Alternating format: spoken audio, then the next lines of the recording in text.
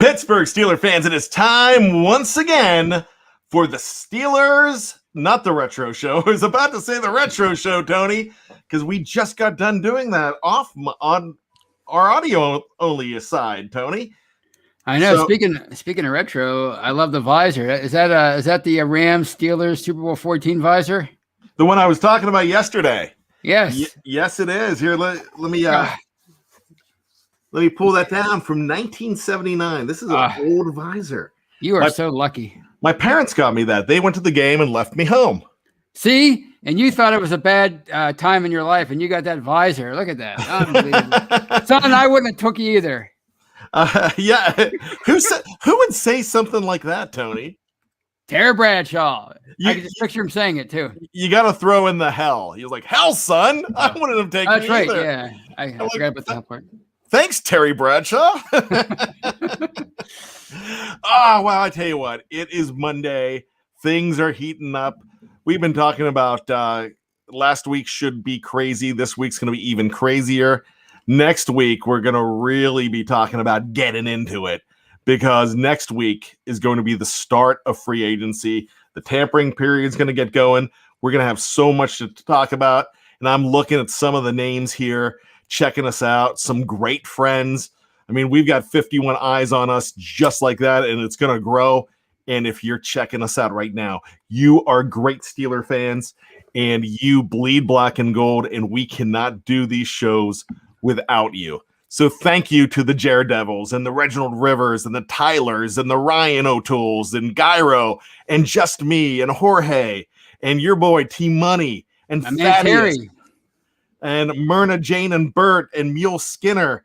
Thank you to all of you, Kaysen, Reginald Rivers. If I didn't mention you, thank you to all of you. We appreciate you, and we are going to have so much fun tonight as we keep on looking at what the Steelers need to do and which route we would go for certain positions. You know, we have talked in the past couple of weeks what the Steelers should do as far as a center, where they should go for that.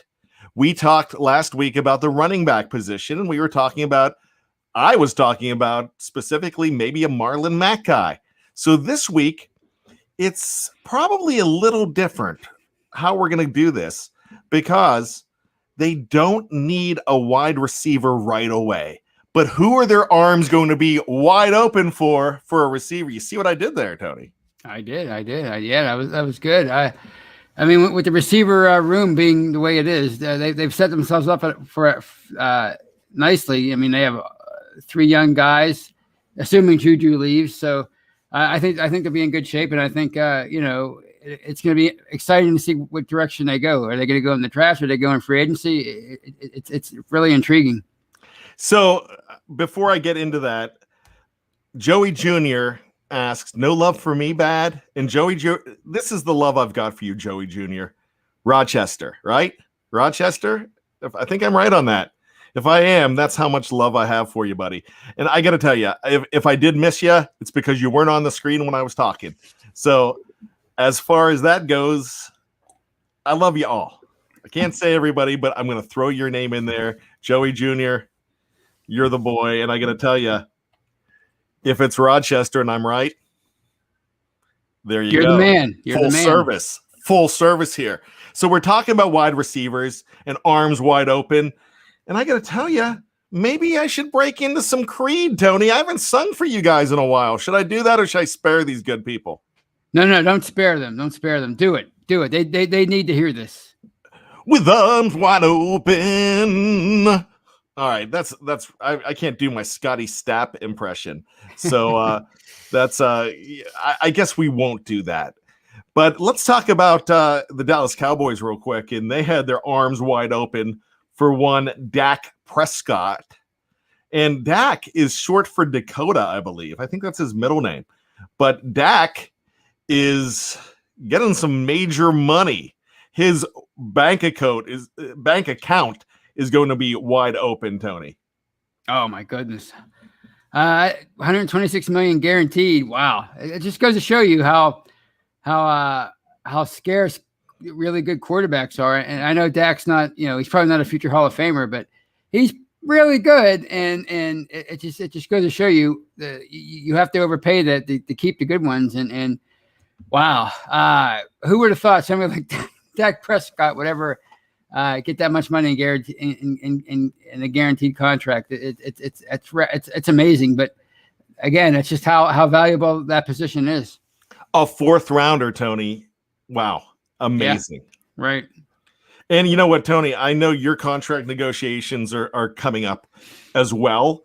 And I don't know whether we're going to franchise tag you, but as the podcast producer, I might franchise tag you for another year and just pay you the average of the top 5 BTSC podcasters. So it's 15.8 million. Is that what it is? 15.8, like Bud Dupree. If that's the case, then you can franchise tag me all you want. Maybe $15.8.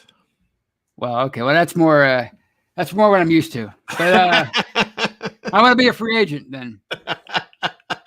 There we go. So let's talk about this, guys. There's a lot to talk about. And remember, in the second half of the show, we are going to tell you who we think the Steelers, what route we think the Steelers should go with as far as wide receiver. And we're going to answer your questions in the second half of the show. So that's going to come up in about 15, 20 minutes as well. Anything on your mind, feel free. And remember, Super Chat's always open too if you want to get to the top of the queue. So here we go. Wide receivers. Let's go ahead and take a look at the Steelers' current wide receiver situation. When you're looking at it, you know that Juju is a free agent and he could command $15-16 million. I know Pro Football Focus is looking around the $16 million range as a tag for him as well. If you go ahead and look at the editorial side today, I ran my article, Steelers Free Agent Market Watch, as well. And we're focusing on the wide receivers today. So there's some guys to look at in there.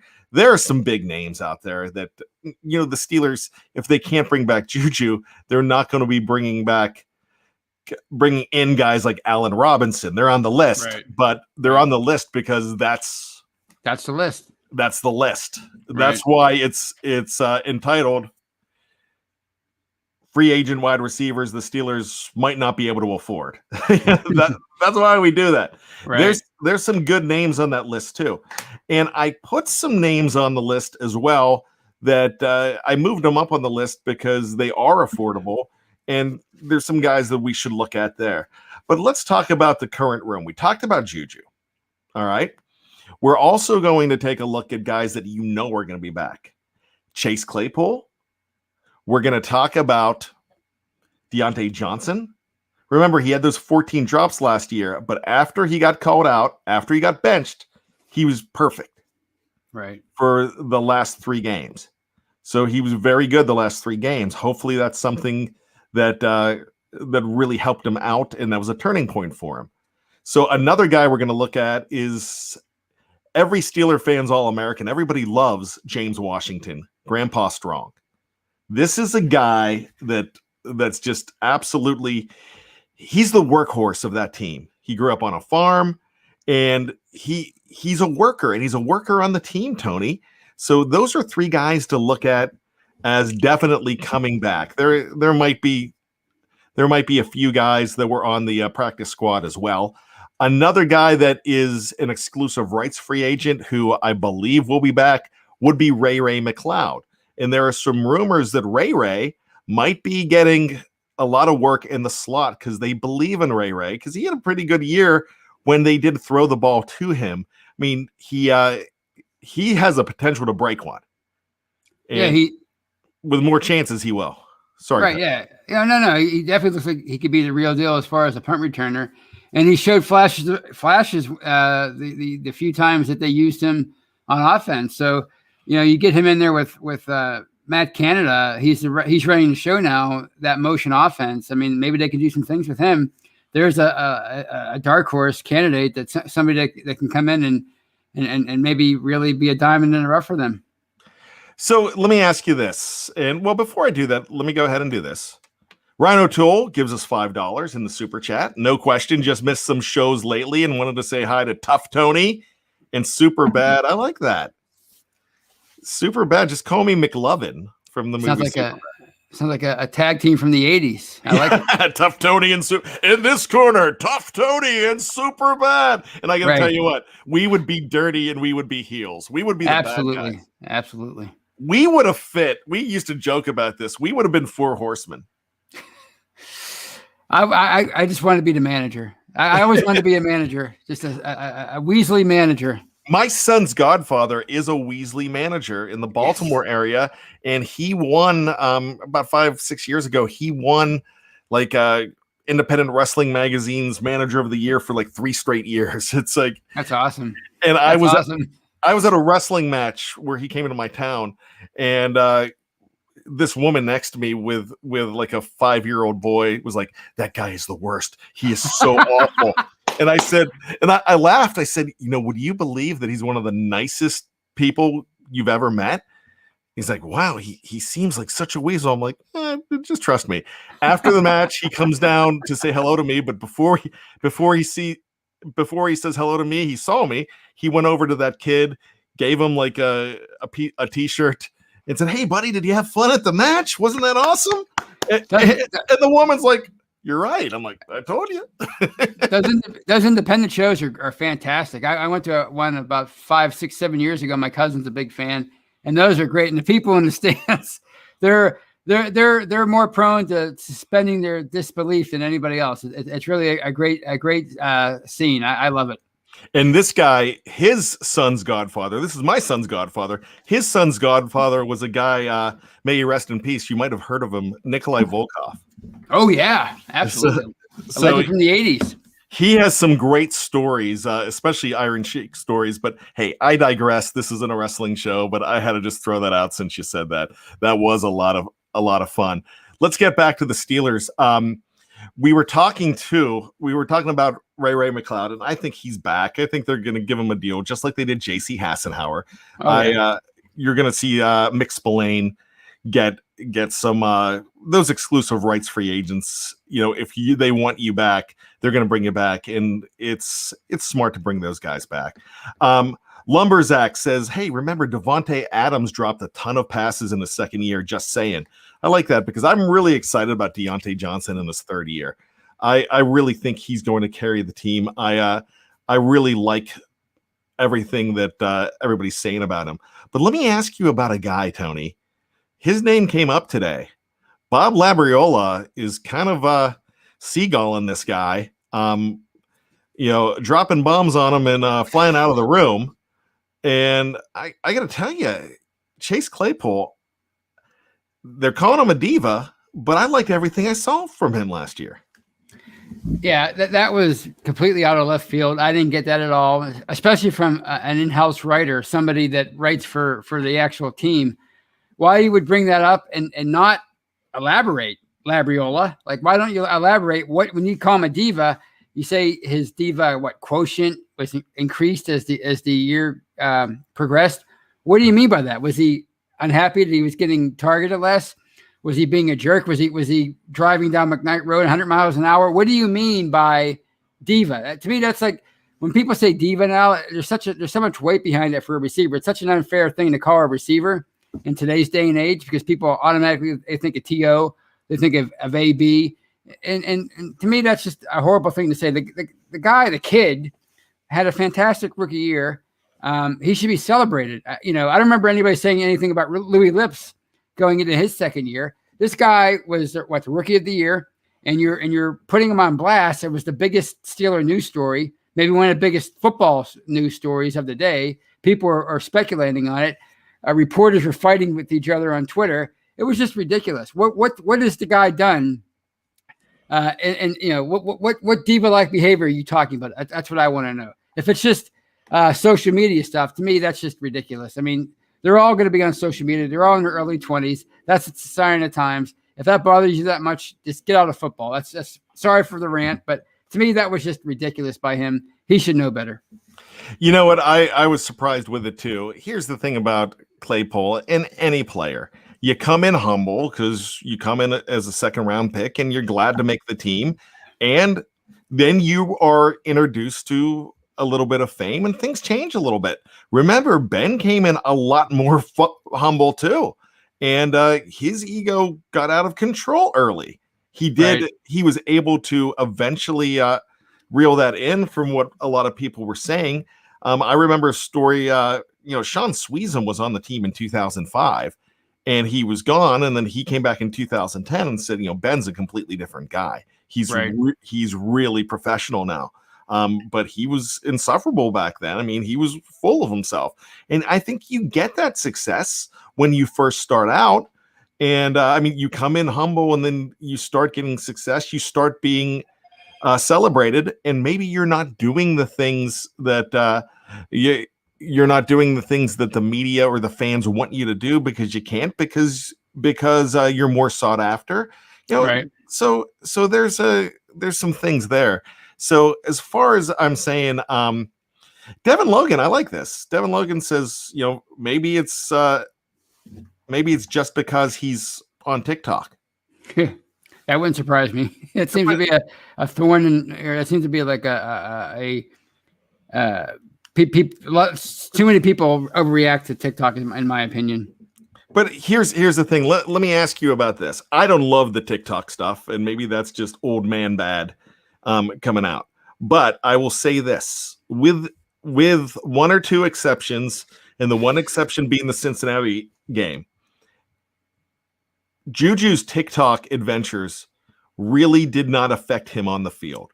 The only reason it affected him on the football field against Cincinnati is because they were targeting him, and they were headhunting him, and they hit him so hard that he fumbled, and Cincinnati recovered early in the game.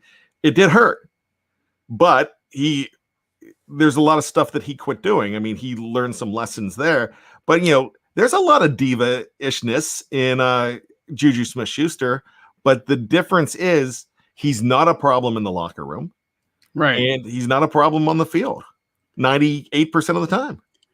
Yeah, and it I guess it all depends on what you think a diva is. To me, a diva is somebody who, like T.O., remember the Steelers Eagles game we did on the retro show a while back, where T.O. was following Donovan McNabb around on the sideline and in his ear the whole game. Give me the ball. Give me the ball.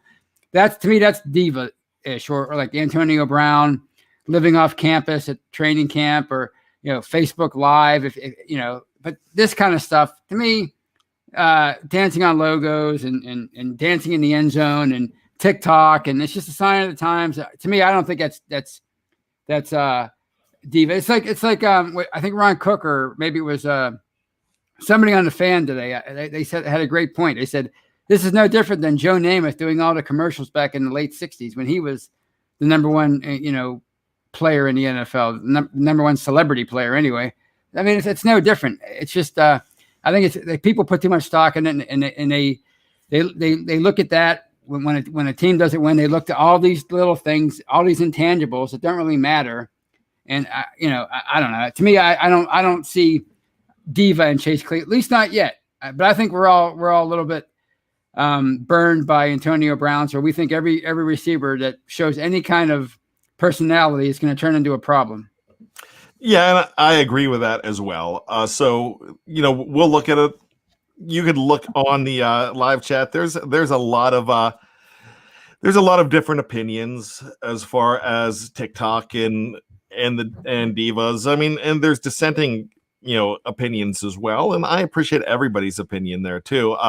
Thaddeus says Deion Sanders back in the day was the definition of a diva. Yeah, he really was. Chad Ochocinco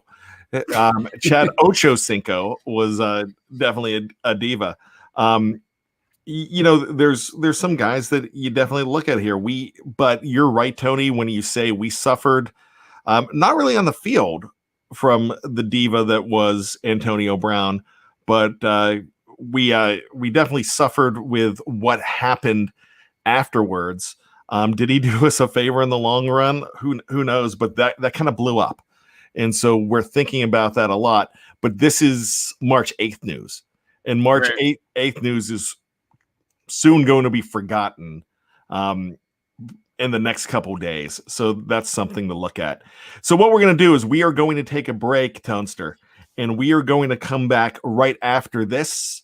And I'm going to tell you who I think the Steelers should take a look at.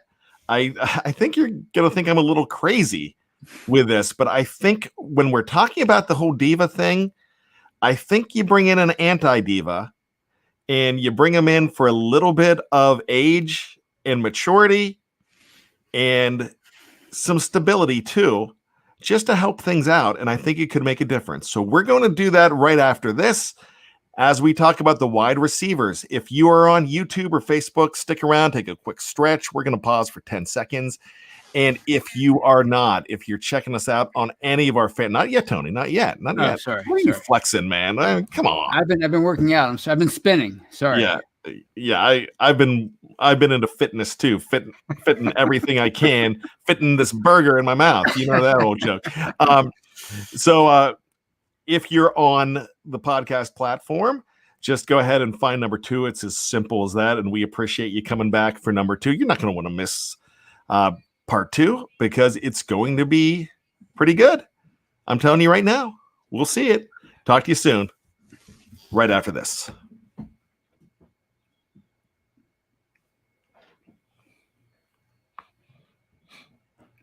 Welcome back to the Steelers Hangover. My name is Bryan Anthony Davis. Tony Defeo, the phenom of flex over there. He's flexing. He's look at the gun show. I mean, we're gonna have to change this to the gun show. I mean, if you're checking us out on the podcast platform, especially the ladies, you need to tune in next week to see Tony's guns there. I mean, this is something. I'm not just a keyboard warrior. I'm an in-person warrior too. Anyway. All right, so let's talk about this. We talked about the guys on the team already. You could bring back Juju. If the price is right, you still have to spend some money on Juju. Oh yeah. But if you had your druthers, are you bringing them back?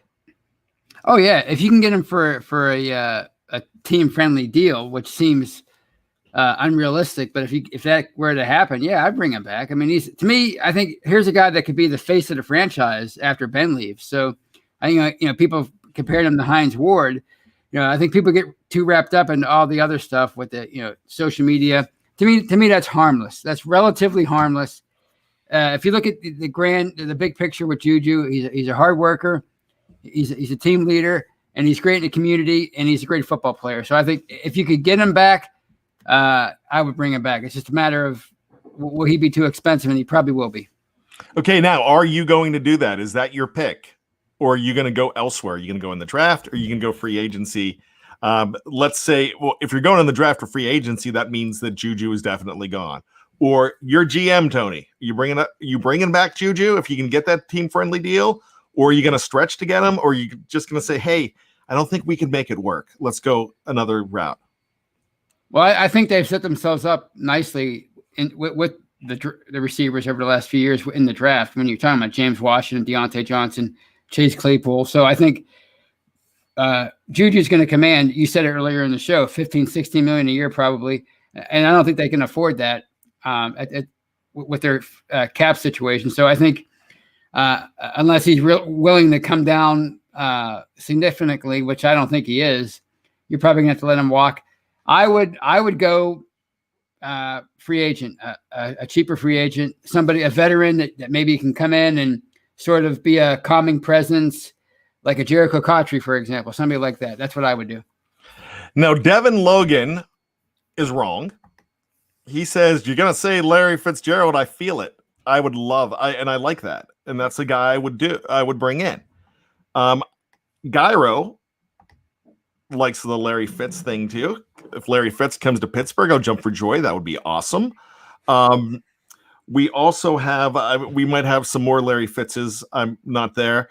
Alice likes the Golden Tate situation, and I really like the Golden Tate idea too. I just think Larry Fitz and Golden Tate might be a little bit expensive. Not too expensive. Right. Especially, I think Golden Tate is still going to command a lot more than you think he would. I mean, like 8 to 10 million. But I think Golden Tate and Larry Fitzgerald both would be great for this team. But the guy that I'm looking at, and someone has said it here, and I've got to go and look at it, but just for what they need, And how Juju was used. Remember, Juju had 97 catches last year. Right. And so I'm looking at a guy that they can get for $4 or $5 million a year. And like I said, somebody said it and I can't find it. And I don't multitask well. So I'm just going to come out and say it. Danny Amendola is cheap. He caught over 60 balls last year. I think it was like 65 balls. Right. And that guy he's a Super Bowl champion. He is he's healthy for a 35-year-old. He would bring some stability to that wide receiver room. He could be a mentor. Once again, I think those other guys, Golden Tate, Larry Fitzgerald, would be great mentors too. And if they could bring one of those guys in and the price is right, I would do it. And I think it was Mule Skinner who said it. I think Mule said Danny Amendola. So I'm saying Danny Amendola too. I think that would be a nice sign for this team, and I really think it could work. What's your thoughts on Danny Amendola? Well, I think it's fine. I mean, if you're talking about going the veteran route, it would have to be somebody who's willing to take a cheaper deal, in my opinion. And you mentioned people like Golden Tate are going to maybe command $8-10 million a year. I think that's too expensive for a guy like him with their situation. So, and Danny Amendola, I mean, there's somebody who could be a nice possession receiver. Somebody who's been in the league. He's won Super Bowls with the Patriots. To me, it wouldn't be a bad deal for a year, maybe two. He can, mentor some of these young guys, show them how to be professionals. Again, like Jericho Cottree, I think that would be great. Joey Jr. says T.Y. Hilton would be perfect. Game Theory actually just does not think that T.Y. is a good fit. Again, check his home road splits. He clearly plays better indoors. That's something I haven't checked. I like that. Good job, Game Theory. And he sounds like somebody that would be pretty expensive. I mean, he's a big name. I don't know how what teams think of him, but he sounds like somebody that you would have to pay a pretty penny to get. So I don't think he's even a realistic option, honestly. Portnoy's saying, hey, Claypool was drafted for Juju's departure. Yeah, he really was. And that's the same reason Highsmith was drafted. Highsmith was drafted for the departure of a guy like Bud Dupree. So they look ahead on this. So, I actually think they're going to let him walk. Thaddeus says, sign Martavis Bryant. I think he was reinstated. I'm really not going that route because you've got your tall guy. But a tall guy that I was really interested in who was let go last week that I would have brought in right away was Tyrell Williams. But Tyrell has signed on with the Detroit Lions, and he signed right away with Detroit. And the thing about Detroit, they're losing guys. Kenny Golladay is a free agent. They're probably going to lose Amendola, so they had to bring somebody in. That's a pretty good player to bring in. So that's going to be that guy was another guy that I would have definitely taken a look at. Now, another thing that the Steelers can do, and Steeler Chick says it right here, we draft wide receivers well, draft the wide receivers. Yes, I agree with you. But, Tony, where do you draft a receiver? You don't really want to draft a receiver in the first 3 rounds, do you? That's what I was going to say. I mean, they've done that so often over the past, how many drafts that they've drafted a receiver in the 2nd or 3rd round. So they've set themselves up nicely. They don't need to do that this year. So if you can get a guy in the 4th, 5th, 6th round, like Antonio Brown, somebody like that, you can maybe develop. Obviously, you're likely not going to get that kind of talent. Again, that's, pretty rare, but I think that's what you do this year. I think you have other needs you have to address in the top 2 or 3 rounds. I don't think this is the year that you draft a receiver that high. I think you look for a nice veteran, a bargain veteran in free agency. I think that's what you do this year. And then you find a younger receiver in the draft, in the middle portion of the draft. Yeah, I kind of think you wait. John C says the 4th round. Mule says 3rd to 5th round. Yeah, I really think that you can get him in a really good position here. You can get, when I say him, the wide receiver Right. Maybe wait till the 4th and 5th round. If they scout these guys real well, that's probably when you want to go ahead and draft one. I'm still looking at a running back in the 2nd or 3rd round. I want Javonte Williams. I've been talking about that if they don't get a Marlon Mack type player. A Ramondre Stevenson. If you could draft the right guy in the 4th or 5th round, remember you drafted the right guy to be your guard in the 4th round last year. Exactly. So that's a possibility. And we've seen, it's very rare that there's a number 1 pick as a running back. So you can get a good one in the 2nd or 3rd round, even in the 4th or 5th. O-line is where you need to look at 1 through 3 somewhere in there. Exactly. If you don't go in the 1st round, 2nd or 3rd, you got to do it. Yeah. So, and then we can follow. Azra must remember your mock drafts from last year. He wants a punter. Well, Jordan Berry, you're not, even if they draft a punter in the 1st round, apparently he's not going to beat out Jordan Berry. So sorry, Ezra, it's not going to, or PJ, or whoever said that. Reggie says Jeff Hartman would be a good fit at wide receiver. I take offense to that. If you talk to Jeff Hartman, he's going to tell you all the time about his pick 6 in 8th grade. I guarantee you I have better hands than Jeff Hartman. No offense to him. Oh, yeah. I think we've got a challenge coming on. I have great hands. I'm just saying. I can't believe they said that. No love on my own show, but I'm all right. I'm all right. I'm a diva. I'm a receiver. I'm a diva. What am I going to do? That's awesome. Lumberzack is now we're doing the BTSC. We're filling in Jeff at wide receiver. Dave was a tackle. Yeah. And he was an offensive lineman coach. But what a lot of you don't realize is that just a few years ago at a Canadian college, which I could never remember I know they were the Ravens. I could never remember the name of this team, but Michael Beck was a 296-pound guard, if you could believe it. So that could be our next guard.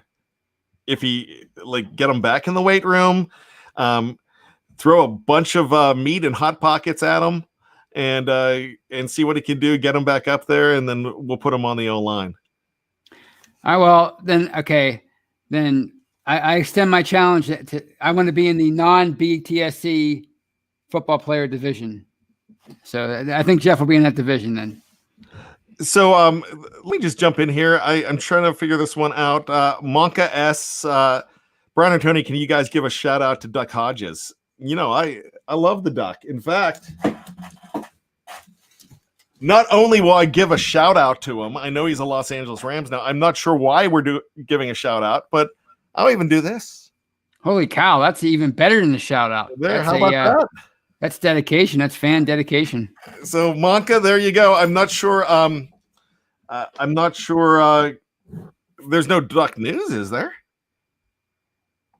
No. I just think that's somebody who got caught up in Duck Mania back in 2019. And they can't let it go. That's what I think it is.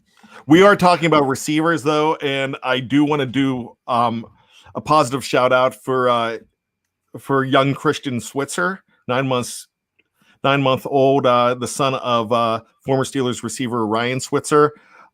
Looks like he might have had a better day today, and but definitely tests have been done. He's definitely they're still trying to figure everything out. So once again, let's still pray for Christian Switzer as well. I wanted to bring him up as well. So that's something, we talk about us being a PTSC family.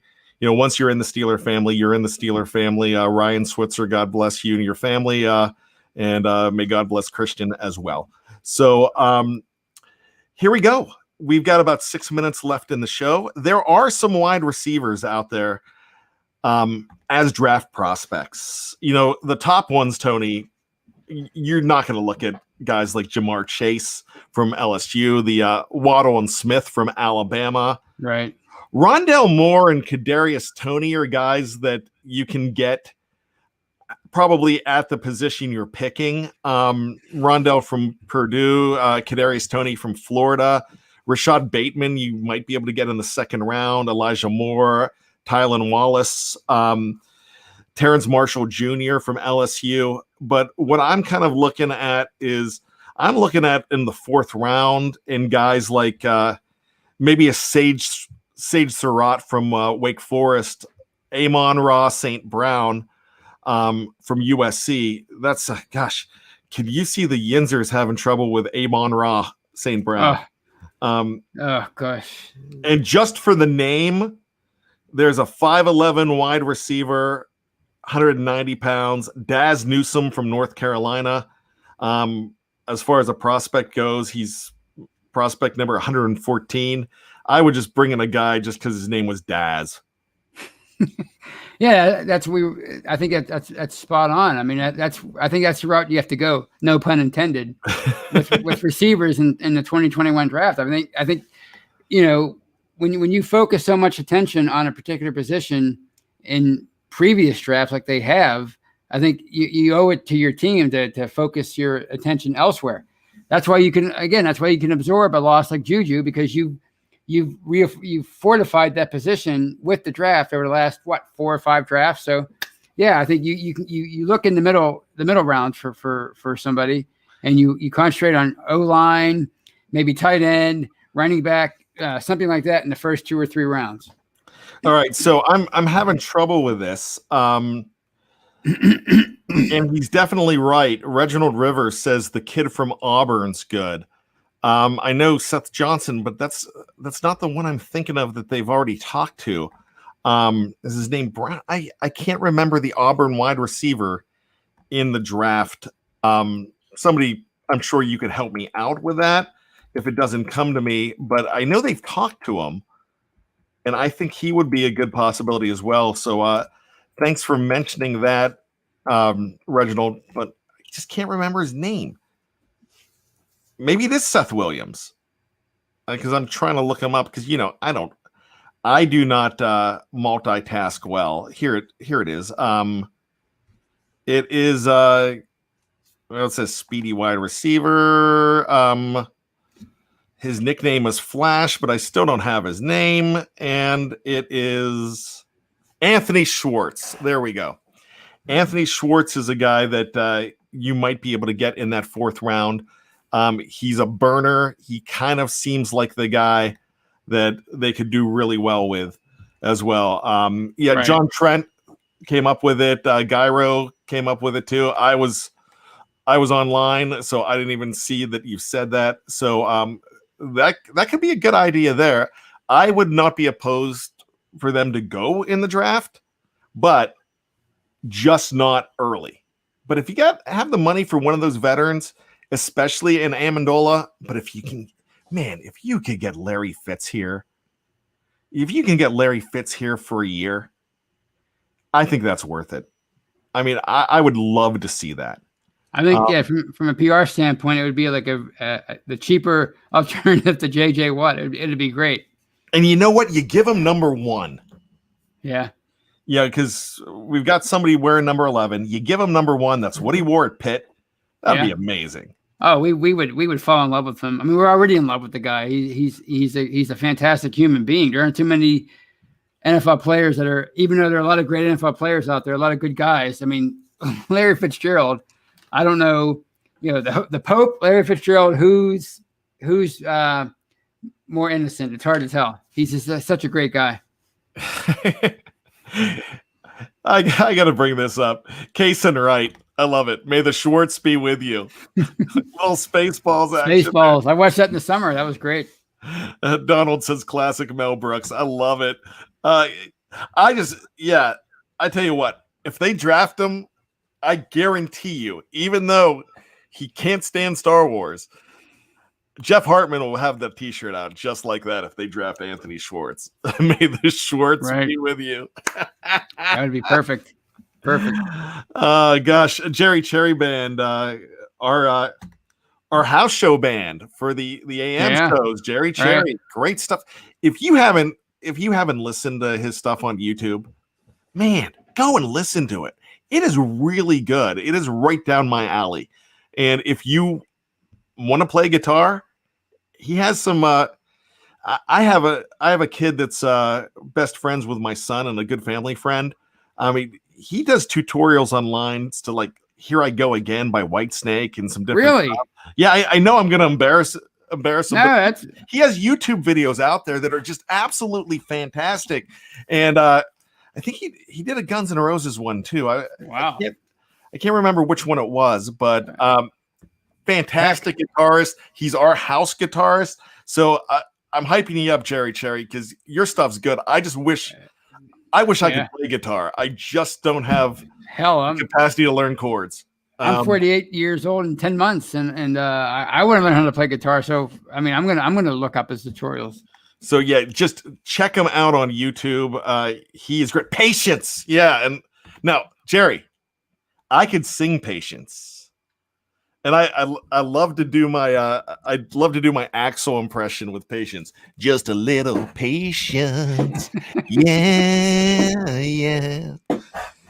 Oh gosh, now I'm fired up. Manny Silva does not like the Amendola thing. He's no better than their top 4 wide receivers. He's a number 5 wide receiver on the Steelers. Well, that's what we're kind of saying. They don't need a number 4 receiver or 5 receiver. They need a veteran guy that you bring in that kind of is a presence who can come in and maybe play the slot a little bit. They don't need a top guy. That's true. So I'm getting an invitation to jam with Jerry Cherry. I have an invitation to jam with Nap 1963, another one of our good followers here too. That's a soup. We need to just put a super group together. And you know who's a really good guitar player? Who's that? Jeff Hartman. Really? Jeff Hartman is, and not only is he a great guitar player, he is a classically trained vocalist. Something that you don't know. But the bad guy has the rock and roll chops. Just I mean, not the best voice, but man, I tell you what, I could bust some out possibly. I don't have the range. I'm a little tone deaf, but I could jam. So there you go. At least I think I can. Well, I'll watch you guys because I have no musical talent whatsoever. Ken Cranston says Hartman seems more like a percussionist. No, he's a really good guitar player. I think he's self-taught too. As far as it goes, I used to play drums, Tony. There you go. There you go. Yeah. I don't know if you know that. I don't think I'd be able to jam on the drums. I'm probably not that good.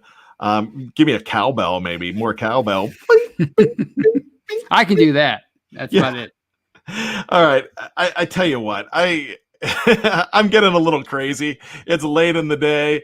I'm getting a little nuts. So let's wrap this up. I got to say thank you so much for everybody here. We had a great conversation.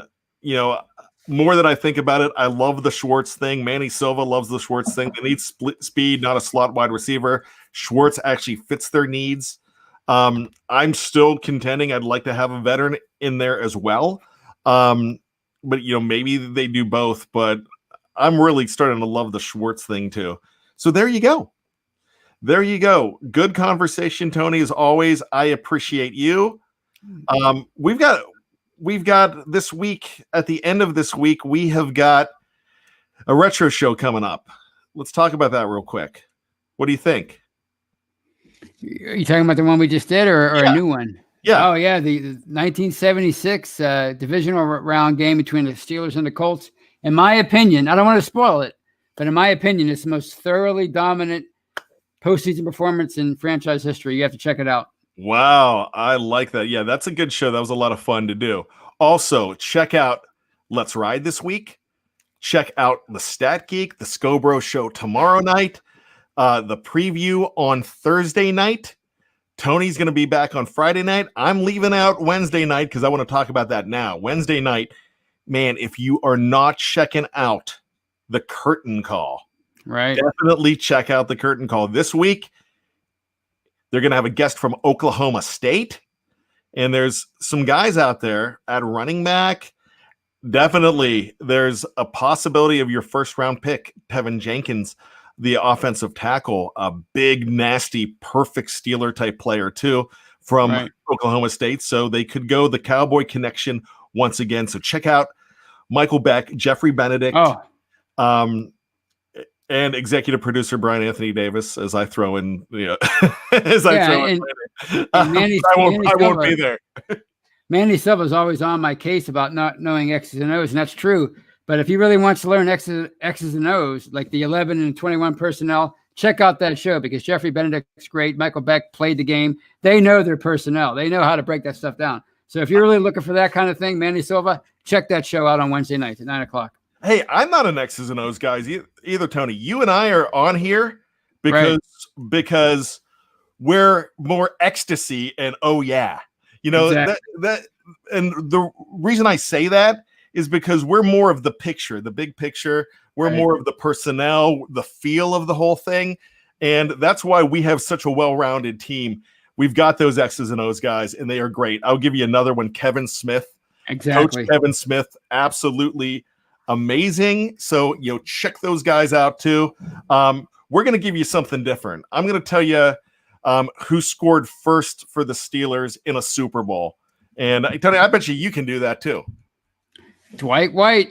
He touched down Fran Tarkenton in the Super Bowl after he fumbled a handoff to the running back, and he chased the ball down in the end zone. And Dwight White was the first one there to tag him down. The first player in the history of the franchise to score a touchdown or to score points in the Super Bowl. And not only that, the man lost 20 pounds that week, got out of the hospital that morning. So you get the flavor from Tony and Bryan, Tony and Bad, and you get X's and O's from the other guys too. That's why we're together as one of the best teams in the business. I know I'm the podcast producer, so I'm saying that my guys are the best team around, whether it be Jeff, Dave, Big Bro Sco, Tony. I'm throwing you in there. The boys from down under, Jeffrey. I'm throwing in KT. I'm throwing in Michael Beck. And if I missed anybody, I'm sorry, but we have definitely got a great team, and I love talking about those guys. So listen to them; they're really good. So fantastic team. Thanks everybody for hanging out with us. For Tony Defeo, my name is Bryan Anthony Davis. You can call me Bad, or if you want to be like Paul Simon, you could call me Al for some reason. With that being said, Tony, just when you think you've got all the answers, we keep changing the questions. See you next week. Or should I?